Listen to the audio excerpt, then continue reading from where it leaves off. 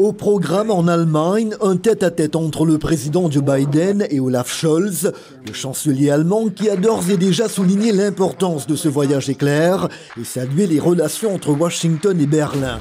En haut de l'agenda, l'Ukraine. Le chef de l'exécutif américain a d'ailleurs fait part mercredi d'une nouvelle aide à Kiev de 425 millions de dollars.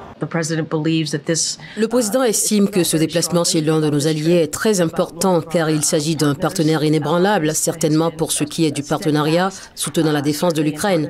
Et le président voulait vraiment s'assurer d'aller en Allemagne pour remercier directement le chancelier Scholz.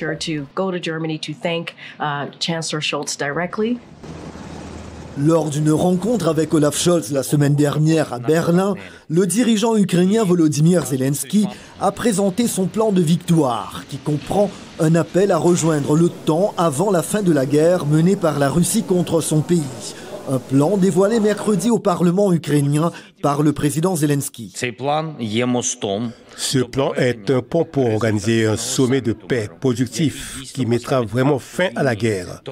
Ce plan n'est pas destiné à remplacer notre initiative de paix, mais plutôt à renforcer la position de l'Ukraine afin de nous rapprocher de la paix. Nous pouvons y parvenir grâce à la coopération de tous nos partenaires.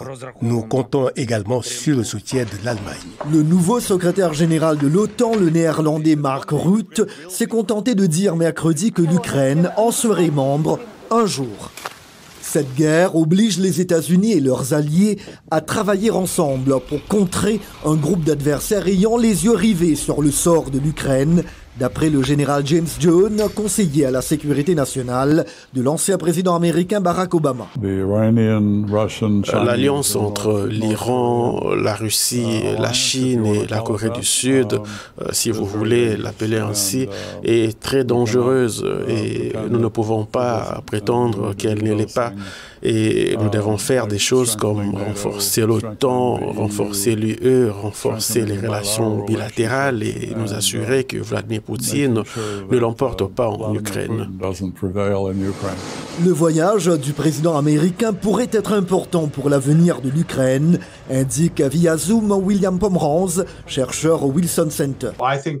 Je pense que Biden pourrait utiliser son séjour en Allemagne pour réitérer l'importance du soutien à l'Ukraine. L'Allemagne et les États-Unis ont tous deux connu des manifestations contre leur soutien à Israël dans la guerre qui a éclaté à Gaza il y a un an. Dans le même temps, les deux pays signalent une augmentation des incidents antisémites au cours de l'année écoulée. Joe Biden et Olaf Scholz, qui se disent de centre-gauche, sont confrontés aux critiques de groupes de droite à propos de l'aide de leur gouvernement à l'Ukraine et à Israël.